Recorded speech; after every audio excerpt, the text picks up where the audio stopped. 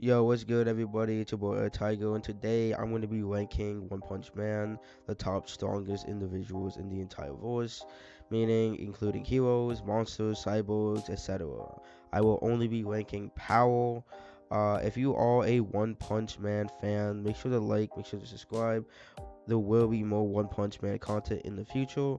With all that, let's just hop into it. And just for you guys know, there will be a honorable mentions at the end of this video because there are some characters that can definitely make the argument should be in top 10, but those didn't make my top 10, and I will explain those reasons later on.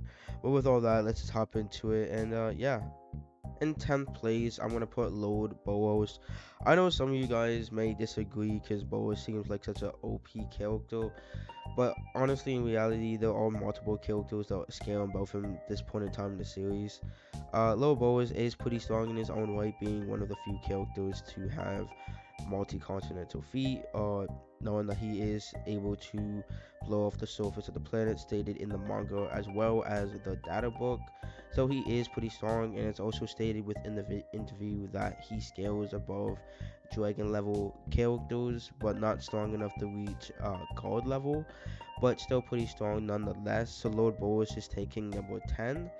And number 9, I'm gonna put Lord Orochi. I know some of you guys may disagree with Lord Orochi being above Boros, but for one, it has been stated in an interview that Lord Orochi was designed to be much stronger than Boros, and they also have both the same statement. They both scale above Dragon, but didn't reach God.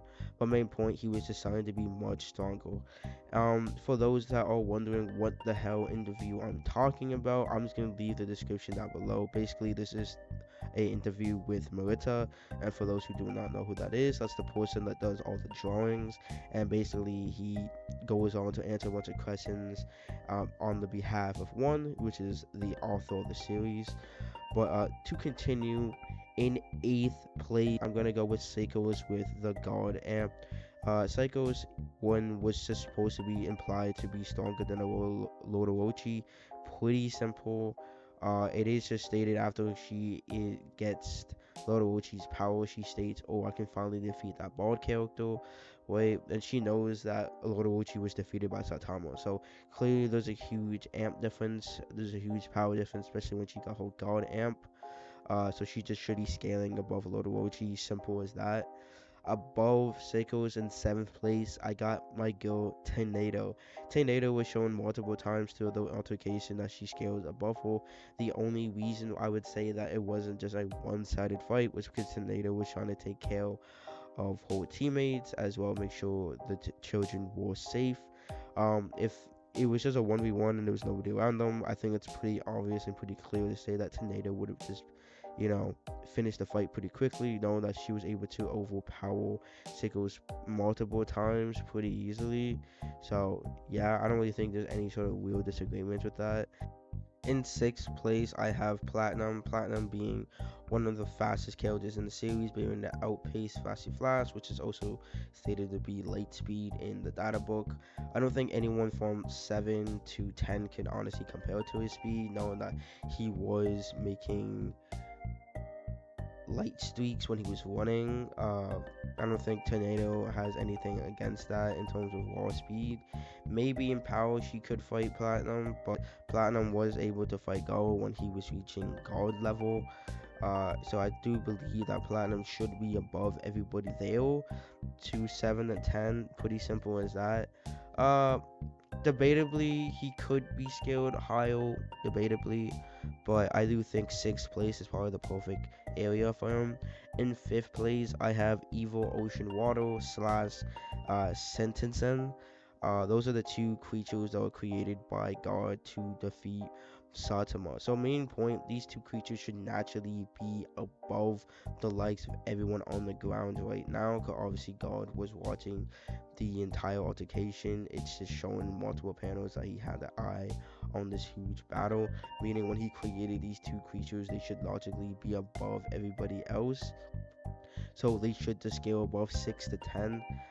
Simple as that. Number 4, we have Blast.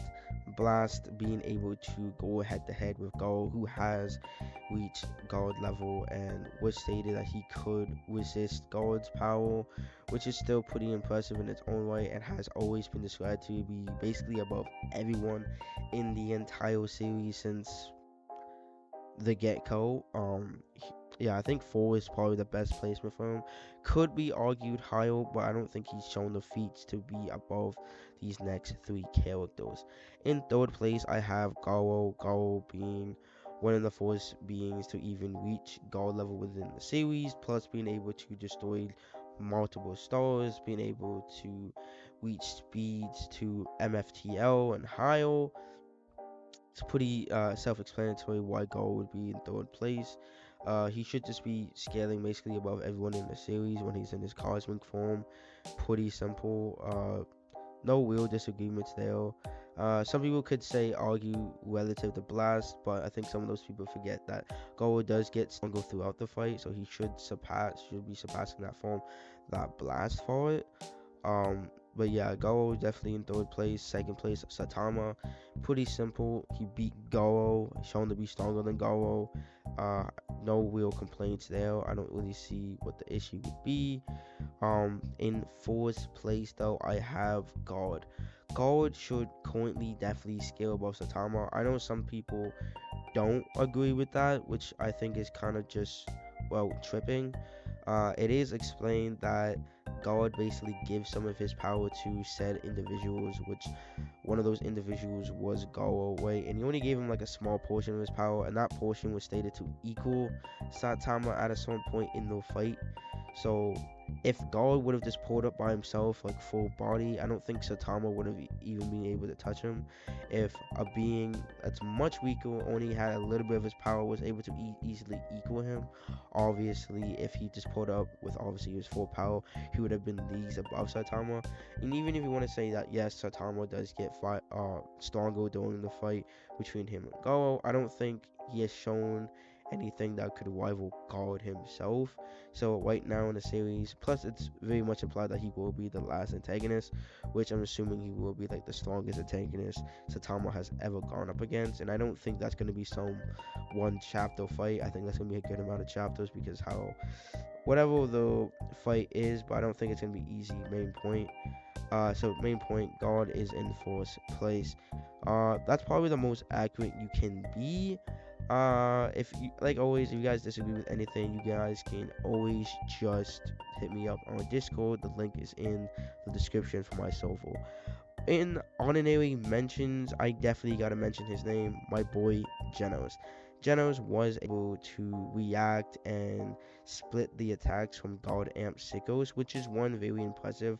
The only reason I didn't put him in my top 10 list is because in the form he does that in, he can only use it for about 10 seconds. So honestly, that's really a sort of a L, simple as that. Next, I got Bang and Bomb. Honestly, being highly skilled in martial arts, definitely gave them a fight against Garo when he's in his cosmic form, which Bang has been shown to have slight relativity. I'm not gonna sit here and say it was a one-sided fight.